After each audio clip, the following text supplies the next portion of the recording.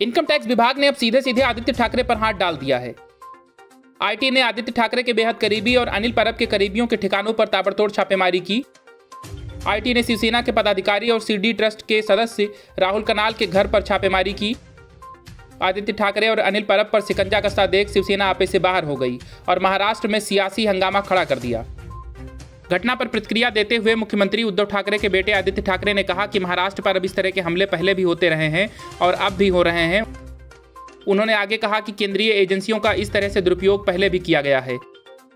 यह बंगाल, आंध्र प्रदेश में हुआ और अब अगर महाराष्ट्र में चुनाव होना है तो यह यहाँ भी हो रहा है। ये केंद्रीय एजेंसियां एक तरह से खुद बीजेपी के लिए प्रचार तंत्र बन गई हैं, लेकिन हम नहीं झुकेंगे, महाराष्ट्र नहीं झुकेगा। शिवसेना नेता संजय राउत ने ईडी के अफसरों और बीजेपी नेताओं पर गंभीर आरोप लगाए। पिछले दिनों भी आईटी ने बीएमसी के कॉन्ट्रैक्टर्स और शिवसेना नेताओं के घर पर दबिश दी थी। आयकर विभाग की छापेमारी के बाद संजय राउत ने कहा कि हमारे लोगों पर अब ईडी को छोड़ा गया है। उन्होंने कहा कि मुझे लगता है कि जब तक बीएमसी का चुनाव नहीं हो जाता तब तक हर वार्ड में ईडी जाएगी। अब केंद्रीय एजेंसियों को यही काम रह गया है। पूरा देश जानना चाहता है कि केंद्रीय एजेंसियां सिर्फ महाराष्ट्र और पश्चिम बंगाल में ही छापेमारी क्यों करती हैं। संजय राउत ने कहा कि क्या किसी और राज्य में उन्हें कोई नहीं मिलता है?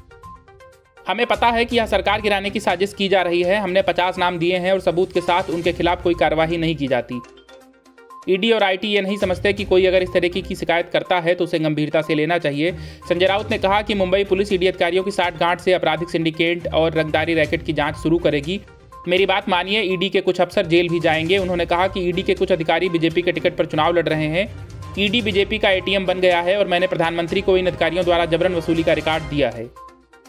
ईडी अधिकारियों के गठजोड़ ठेकेदारों और डेवलपर्स और बिल्डरों से उगाही कर रहे हैं। Bureau news of India.